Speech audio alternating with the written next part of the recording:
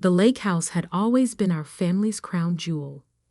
Perched on the edge of Lake Windsor, its weathered cedar shingles and wraparound porch had graced countless family photos and holiday cards.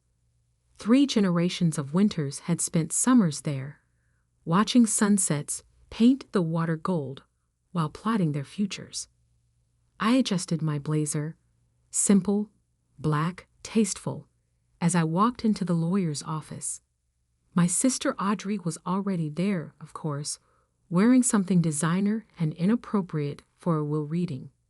Dad sat beside her, his silver hair perfectly coiffed, while Mom dabbed dry eyes with a monogrammed handkerchief. They were nothing if not committed to appearances. "Katherine," Dad nodded curtly. "You're late." "By 2 minutes," I replied, taking a seat across from them. Traffic from the airport. Still flying commercial. Audrey wrinkled her nose. God, that must be awful.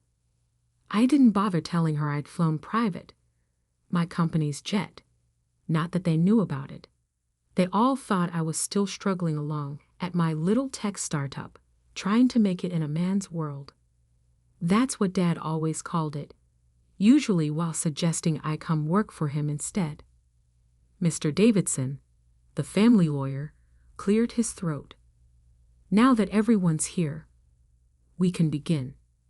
He adjusted his wire-rimmed glasses, shuffling papers importantly. "As you know, we're here to discuss the distribution of assets following Harold Winter's retirement." "Semi-retirement," Dad corrected quickly. "I'm just restructuring things." "Right, because having a stroke last month and being forced to step down was all part of his master plan. Of course," Davidson continued smoothly, "the main item of discussion is the distribution of property, specifically the Lake Windsor estate." Ah, there it was, the real reason for this meeting.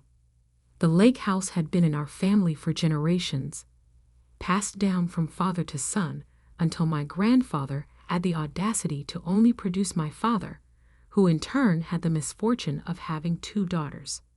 "I've given this a lot of thought," Dad began, using his CEO voice, the one that had terrorized boardrooms for 30 years. "The lake house is a significant responsibility. It needs someone who understands its heritage." I bit back a smile. Heritage.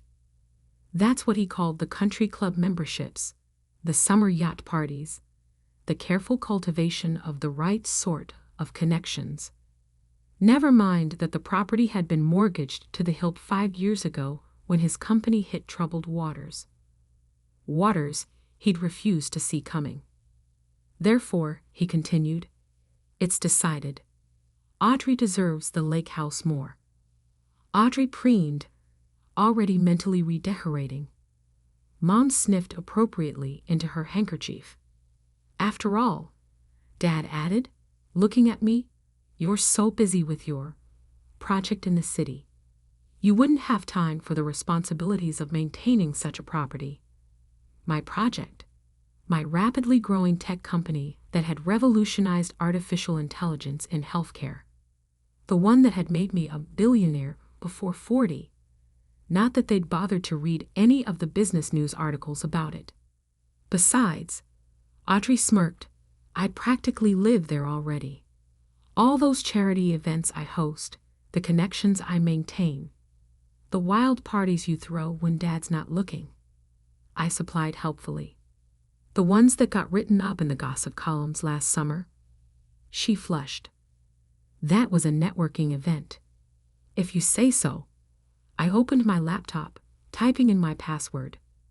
But before we proceed, there's something you should probably know about the lake house. What's to know? Dad waved it dismissively. I'm giving it to Audrey. The decision's made.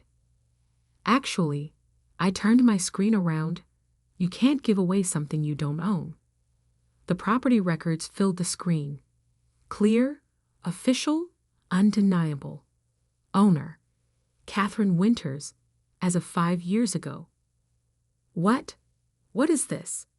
Dad's face went from confident to confused to alarming red in seconds. Property records, I said calmly. From when the bank was about to foreclose. Remember that summer, Dad? When the company was in trouble and you'd leveraged everything, including the lake house? Mom's handkerchief dropped to the floor. Audrey's perfect mouth hung open unattractively.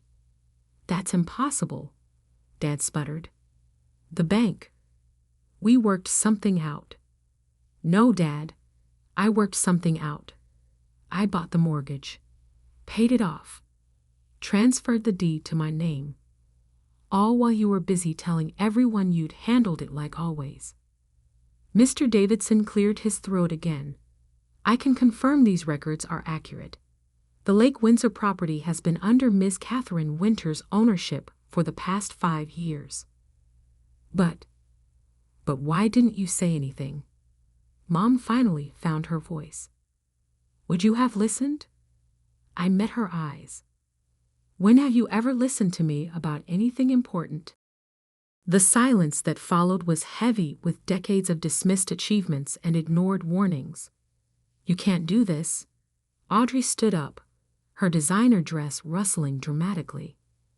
Daddy, tell her she can't do this. Actually, she can, Davidson interjected.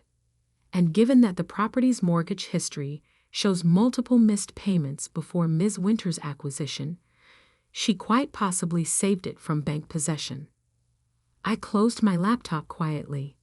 I've maintained the property, paid the taxes, even kept on old Mr. Jenkins as groundskeeper. Though I doubled his salary and gave him health insurance. You've been paying Jenkins?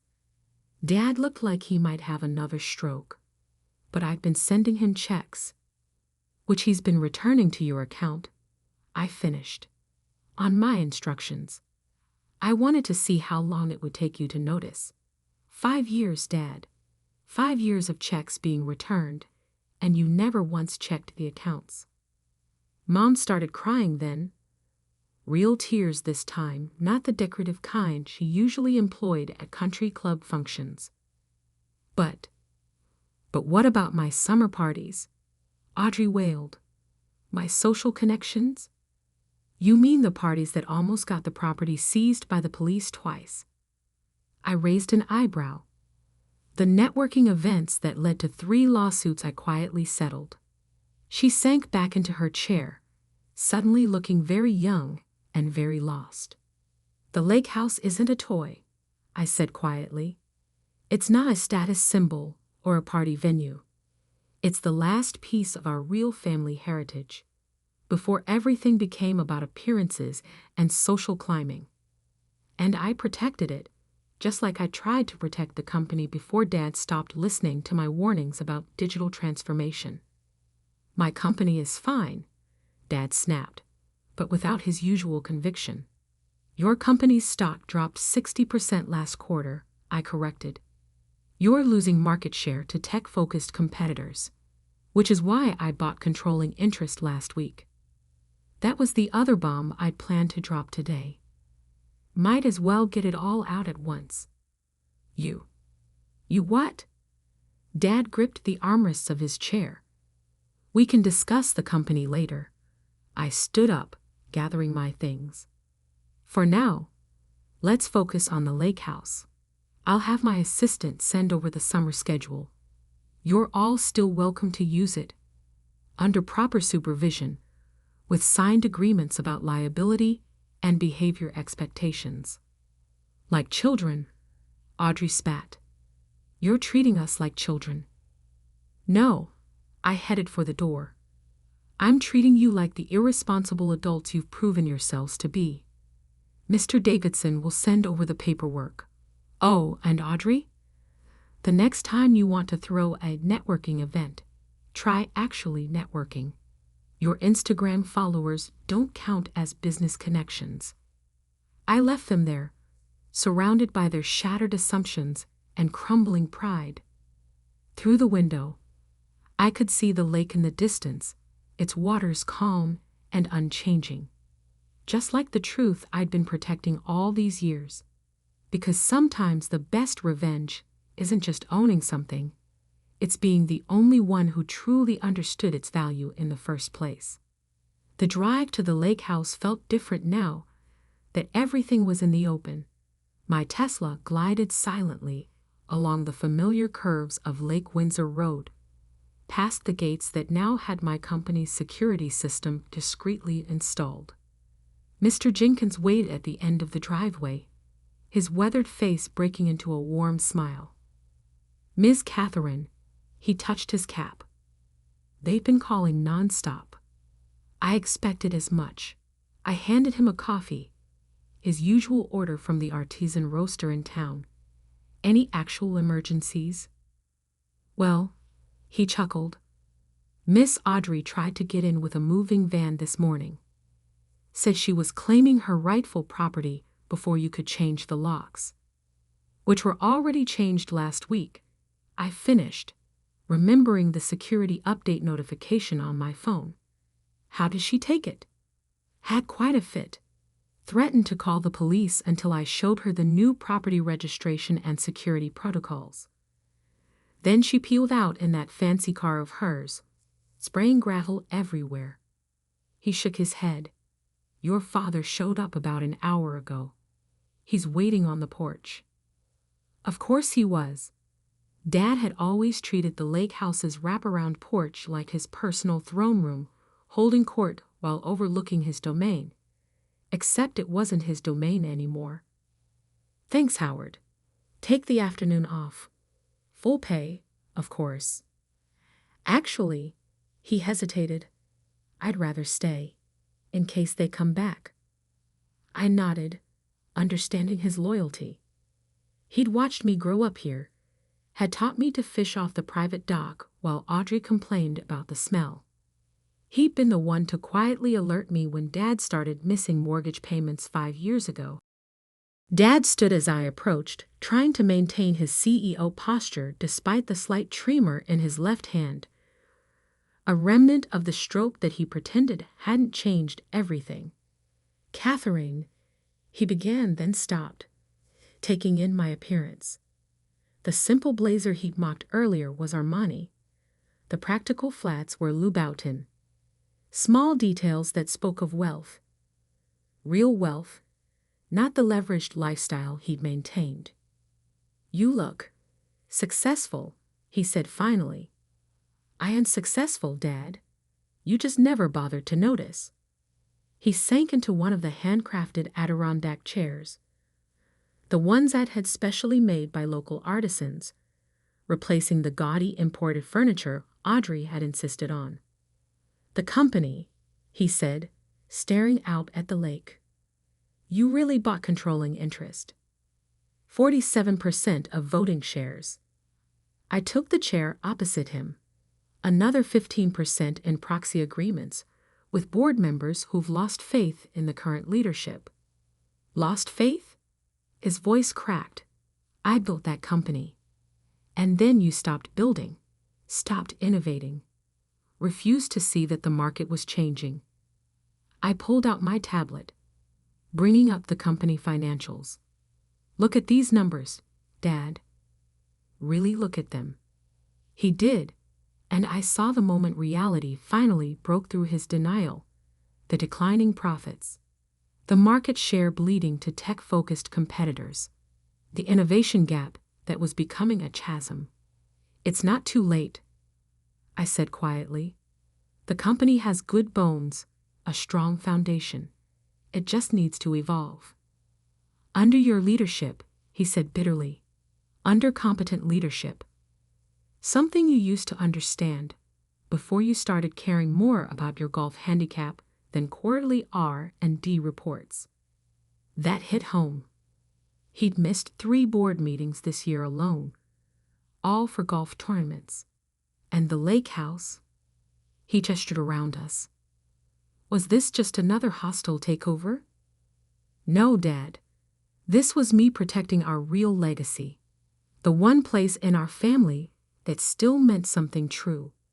I stood up, walking to the porch railing, Remember teaching me to sail out there? Before Audrey turned the boat dock into a floating cocktail bar, he smiled despite himself. You were a natural. So focused, so determined to understand every detail. The same way I was focused on warning you about the company's tech gaps, about the market shifts you ignored. The smile faded. Katherine, I tried to tell you, Dad. For years I tried. But you and Audrey were too busy playing aristocrats to see what was happening. The missed mortgage payments, the declining market share, the competitors eating away at your core business. So you just took over? Secretly bought everything out from under us? No, I turned back to face him. I built something of my own first, made my own fortune, my own name. Then I protected what mattered while you were busy pretending nothing needed protecting. My phone buzzed, a notification from the security system. Audrey's back. With Mom this time. The Mercedes swept up the driveway moments later, gravel crunching under expensive tires. Mom emerged first, still dadding at her eyes. Audrey stormed up the steps, designer heels dangerous on the wooden boards. Did you change the dock access codes too? She demanded. My friends are coming this weekend for the regatta. You mean the illegal poker games you've been hosting on my boat? I raised an eyebrow. The ones that violated 3 state gambling laws. She deflated slightly. Those were networking opportunities. They were stupid risks that could have cost us everything. Again, I pulled out another tablet, bringing up surveillance photos. Like these little gatherings? The ones with certain controlled substances being passed around. Mom gasped. Audrey went pale. I've spent 5 years protecting this property, I continued. From bank seizure, from police raids, from your networking disasters. And now, I gestured around us. Now it's going to be what it was always meant to be. A family legacy, not a party venue. But it's summer. Audrey wailed. The social season is canceled, I finished. At least your version of it. The lakehouse will still host events. Charity fundraisers. Real ones, not tax write-offs. Environmental symposiums. Youth sailing programs. Sailing programs? Dad looked up sharply. Like the ones you used to run, I nodded. Before everything became about status instead of substance. Mom sank into a chair, looking around like she was seeing the place for the first time. The carefully maintained gardens.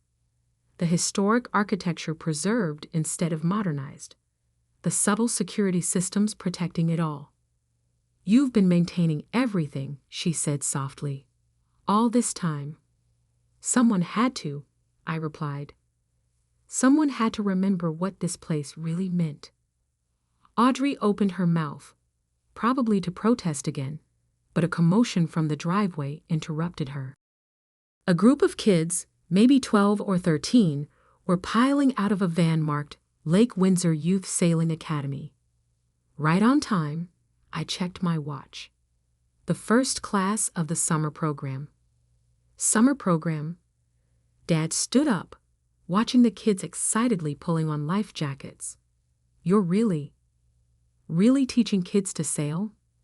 Yes, starting with those who could never afford lake access before. I smiled at Howard, who was already heading down to help with the boats. Some things are worth more than social status, Dad. Some legacies are about more than just money. The kids' laughter carried across the water, bright and real and full of possibility, just like the lake house used to be before we all grew up and forgot what mattered. You can stay, I told my family. Watch what this place is supposed to be, or you can leave and keep pretending nothing's changed. Your choice. Because sometimes the best revenge isn't just taking control, It's restoring something to its true purpose, even if others have forgotten what that purpose was. 3 months after the revelation at the lawyer's office, Lake Windsor sparkled under a perfect summer sunset. The sound of children's laughter mixed with the gentle lapping of waves against the dock, so different from the thumping bass of Audrey's parties that used to echo across the water. I stood on the porch, watching the last sailing class of the day return to shore. Howard Jenkins supervised as the kids properly stowed their gear, teaching them the same respect for equipment and tradition that he'd once taught me. "They're good kids," a familiar voice said behind me. "Quick learners." I turned to find Dad watching the scene, leaning slightly on his cane. A concession to reality he'd finally accepted after the second minor stroke scare. "They appreciate the opportunity," I replied, unlike some people who took it for granted. He nodded slowly, lowering himself into one of the Adirondack chairs. "Like I took the company for granted?" That was new. Dad admitting mistakes wasn't exactly a family tradition. "The board meeting went well today," I said, taking the chair beside him. "The tech integration plan is ahead of schedule." "So I heard." He managed a small smile. "The stock's up 30% since you took over. The same analysts who used to kiss my golf shoes are now calling you a visionary leader." "Funny how that works." "You know." He turned to face me. "I actually read your original proposal. The one you sent 3 years ago, warning about our technology gap." "You mean the one you dismissed as unnecessary panic and feminine overthinking?" He flinched. "I was wrong. About everything. The company, the lake house. You." Before I could respond, the sound of tires on gravel announced another arrival. Audrey's Mercedes pulled up, but something was different. Instead of her usual designer outfit, she wore simple business casual. Her hair was pulled back practically, and she carried a laptop instead of a designer bag. "Sorry I'm late," she called out, hurrying up the steps. The coding class ran over. I raised an eyebrow. "Coding class?" She flushed slightly. "After you. After everything, I started taking some courses. Thought I should understand what's actually happening in the company instead of just planning parties." She paused.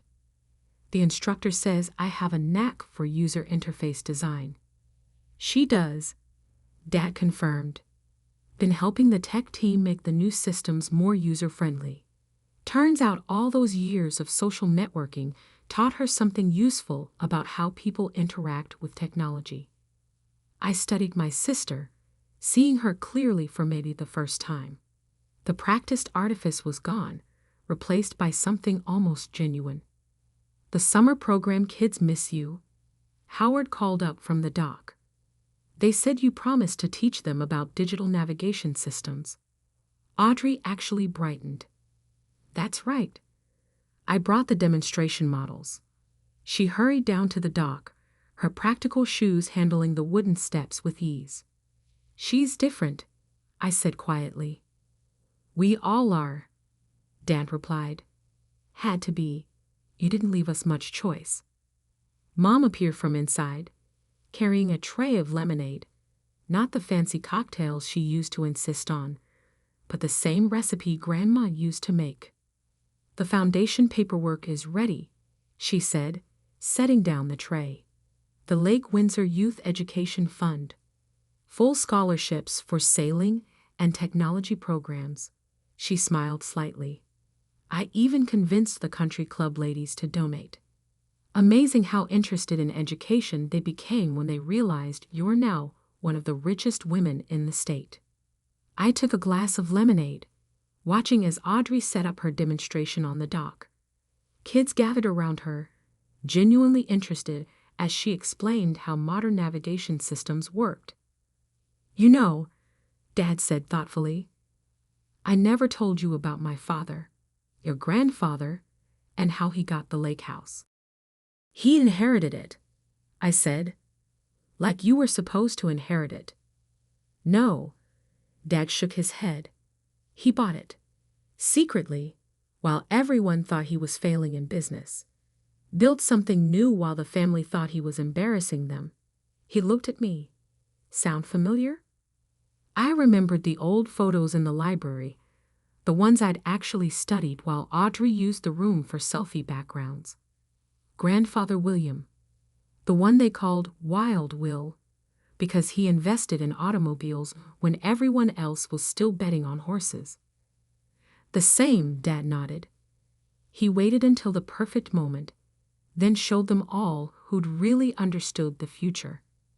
He sighed. I forgot that legacy. Got caught up in maintaining instead of building. But you're more like him than anyone. From the dock came a chorus of wow, as Audrey demonstrated something on her tablet. Howard stood nearby, smiling proudly at his newest batch of students. The fall program starts next week, I said. We're adding coding classes to the sailing lessons, teaching kids that technology and tradition can work together. Integration and innovation, Dad mused, just like what you're doing with the company. Speaking of the company, I pulled out my tablet. The board approved my new proposal. We're creating a heritage division, preserving the best of our history while building for the future. It needs a director. He straightened. Katherine. Someone who understands both where we came from and where we need to go. Someone who's learned the hard way what happens when you stop innovating. I slid the tablet over. Interested? He picked it up with slightly shaking hands. You trust me, after everything? Trust is earned, I said firmly. Just like respect, just like success. You taught me that once, before you forgot it yourself. Mom appeared with more lemonade, just as Audrey's students broke into applause. The sunset painted everything in gold. The water, the dock, the familiar shingles of the house that had seen generations of winters learn, fail, and grow. I found something in the library, Mom said softly, pulling out an old photograph. From the day your grandfather bought the lakehouse. The picture showed William Winters standing proudly on these same porch steps, a subtle smile playing on his lips. Behind him, his own family looked on with mixed expressions of shock and dawning respect. History repeats, Dad said, looking from the photo to me. Only if we learn from it, I replied. Down at the dock, Audrey was wrapping up her lesson. The kids helped pack up the equipment, showing the same care Howard had taught me years ago. One young girl lingered, looking up at the house with dreaming eyes. That'll be yours someday, Howard told her, following her gaze. If you work hard and learn well. Ms. Katherine proved that anything's possible here. I smiled, remembering being that girl, having those dreams. The lake house had always been magic, not because of its monetary value or social status, but because of its ability to inspire, to teach, to transform. The next board meeting is Thursday, I told Dad. The Heritage Division presentation is first on the agenda. He nodded, a familiar spark of purpose returning to his eyes. I'll be ready. I know you will be, I said. Just remember, we're not in the business of maintaining anymore. We're in the business of building. As the sun set on another Lake Windsor evening, I watched my family slowly finding their real purpose. Mom organizing educational programs instead of social events. Audrey teaching instead of partying. Dad learning to build again instead of just preserving. Sometimes the best revenge isn't just proving people wrong. It's helping them become right. And as the last light painted the lake in shades of possibility, I knew Grandfather William would have approved. Because true legacy isn't about what you own. It's about what you build, what you teach, and what you leave better than you found it. That's what the lake house had always been meant for. That's what we had all finally learned to see.